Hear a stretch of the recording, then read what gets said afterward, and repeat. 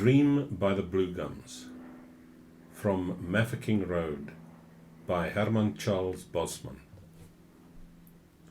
In the heat of the midday, Oom Skalk Lawrence said, Adrian O'Dear and I were glad to be resting there, shaded by the tall blue gums that stood in a clump by the side of the road. I sat on the grass with my head and shoulders supported against a large stone.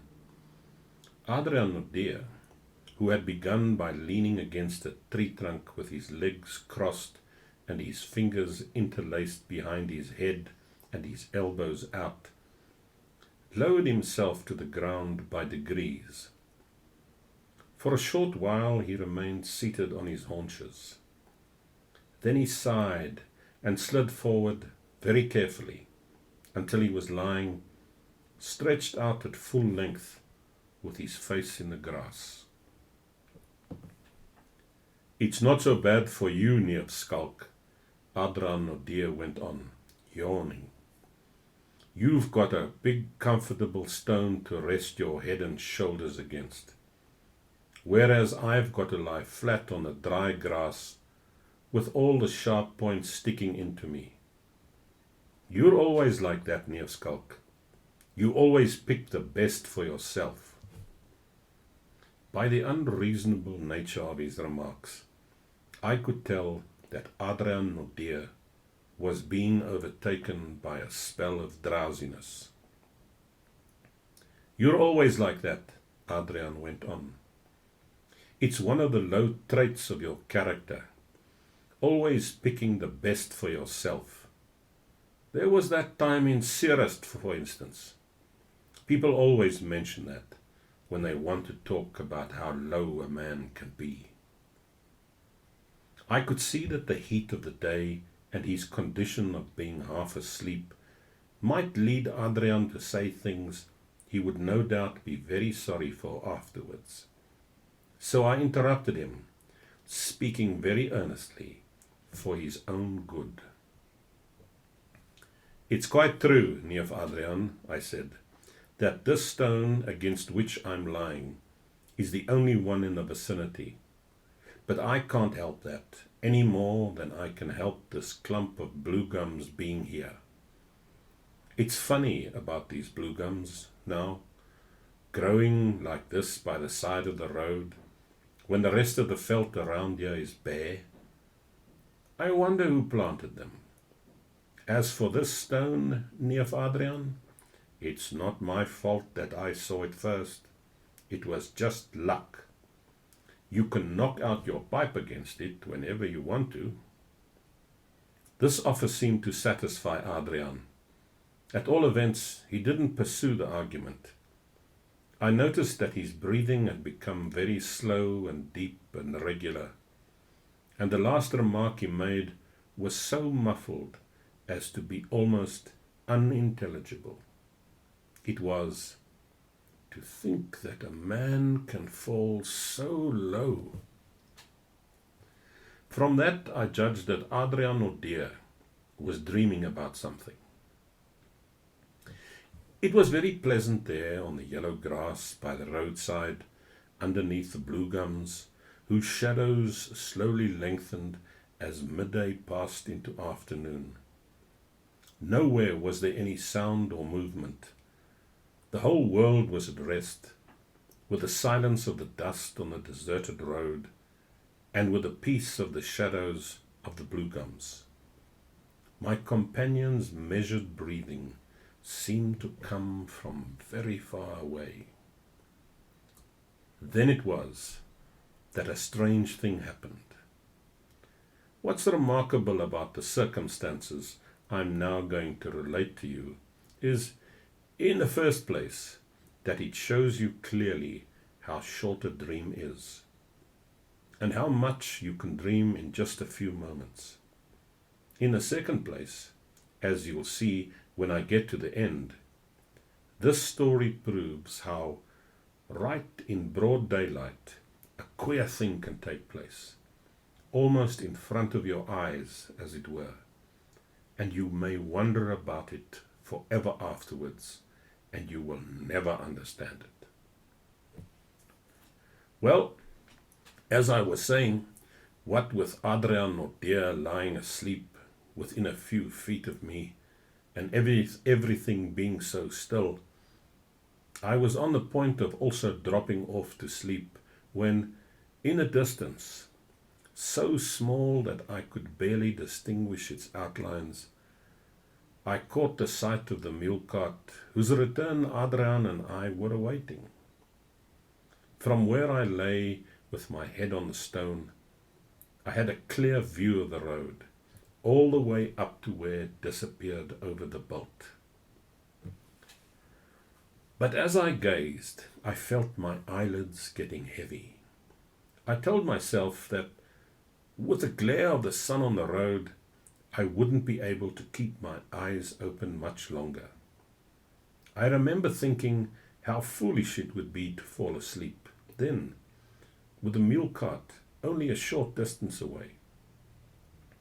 It would pull up almost immediately, and I would have to wake up again.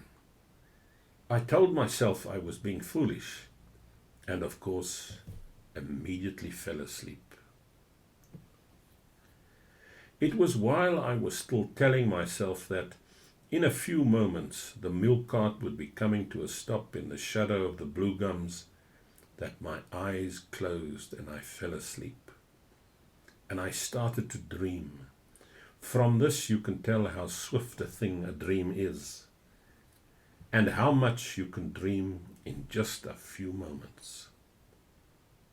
For I know the exact moment in which I started to dream. It was when I was looking very intently at the driver of the mule cart, and I suddenly saw, to my amazement, that the driver was no longer Jonas, but Adrian Nordier. And seated beside Adrian Nordier was a girl in a white frock.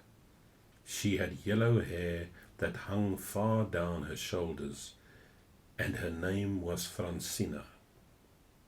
The next minute, the mule cart drew up, and Jonas jumped off and tied the reins to the wheel. So it was between those flying moments that I dreamt about Adrian Nordier and Francina. It's difficult to believe, Francina, Adrian Nordier was saying, nodding his head in my direction. It's difficult to believe a man can sink so low. If I tell you what happened in Seerust. I was getting annoyed now. After all, Francina was a complete stranger, and Adrian had no right to slander me in that fashion.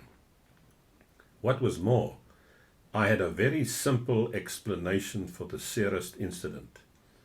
I felt that if only I could be alone with Francina for a few minutes, I would be able to convince her that what had happened in Seerust was not to my discredit at all.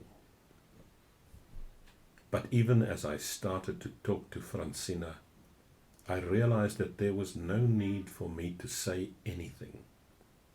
She put her hand on my arm and looked at me, and the sun was on her hair, and the shadows of the blue gums were in her eyes, and by the way she smiled at me, I knew that nothing Adrian could say about me would ever make any difference to her. Moreover, Adrian Nordier had gone. You know how it is in a dream. Then it all changed suddenly. I seemed to know that it was only a dream, and that I wasn't really standing up under the trees with Francina. I seemed to know that I was actually lying on the grass with my head and shoulders resting against a stone. I even heard the mule cart jolting over the rough part of the road. But the next instant, I was dreaming again. I dreamt that Francina was explaining to me, in gentle and sorrowful tones, that she couldn't stay any longer, and that she had put her hand on my arm for the last time, in farewell. She said I was not to follow her, but that I had to close my eyes when she turned away, for no one was to know where she had come from. It was a vivid dream. Part of it seemed more real than life, as is frequently the case with a dream on the veld, dreamt fleetingly in the heat of the noonday. I asked Francina where she lived. Not far from here, she answered. No, not far, but you may not follow me. None may go back with me. She still smiled in that way in which woman smiled long ago, but as she spoke, there came into her eyes a look of such intense sorrow that I was afraid to ask why I could not accompany her. And when she told me to close my eyes, I had no power to protest. And of course, I didn't close my eyes. Instead, I opened them, just as Jonas was jumping down from the mule cart to fasten the reins onto a wheel. Adrian Nordea woke up about the same time that I did, and asked Jonas why he had been away so long. And I got up from the grass, stretched my limbs, and wondered about dreams. It seemed incredible that I could have dreamed so much in a few moments. And there was a strange sadness in my heart, because the dream had gone.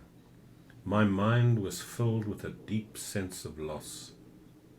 I told myself that it was foolish to have feelings like that about a dream, even though it was a particularly vivid dream, and part of it seemed more real than life.